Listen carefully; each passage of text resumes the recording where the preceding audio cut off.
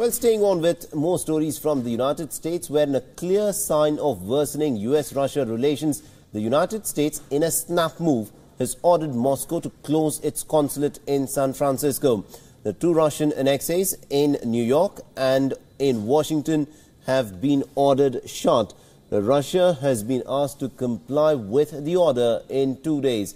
Now, the U.S. action follows Russia's decision last month to reduce the number of American diplomatic staff in the country. Now, the Russian action had come in the wake of U.S. sanctions over Crimea and amidst allegations of Russian interference in U.S. elections last year. The U.S. State Department spokesperson Heather Nauert has said that the latest decision was taken in the spirit of parity.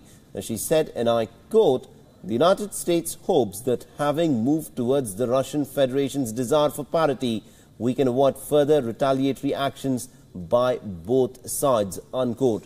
The Russian Foreign Minister Sergei Lavrov, however, on Thursday expressed regret at the escalation of tensions between the two nations in this diplomatic war of expelling each other's delegates.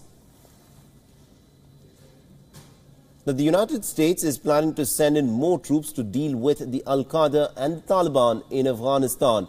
However, making the announcement, U.S. Defense Secretary James Mattis did not specify the number and the quantum of troops which will be sent to the war-torn country. The commander of the U.S.-led coalition in Afghanistan, General John Nicholson, had earlier demanded a few thousand more troops to battle a resurgent Taliban and other ISIS-linked terror groups. Also on Wednesday, it was revealed that America already has as many as 11,000 troops in Afghanistan, in addition to several thousand troops from coalition partner countries.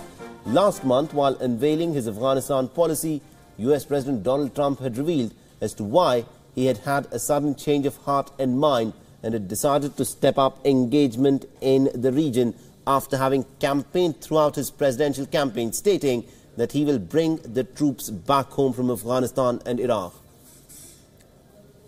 My original instinct was to pull out.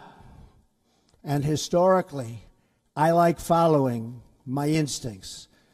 But all my life, I've heard that decisions are much different when you sit behind the desk in the Oval Office. In other words, when you're President of the United States.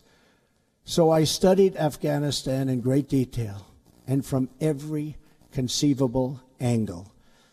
After many meetings over many months, we held our final meeting last Friday at Camp David with my cabinet and generals to complete our strategy.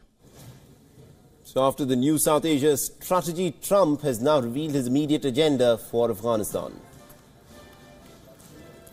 Troops will fight to win. We will fight to win.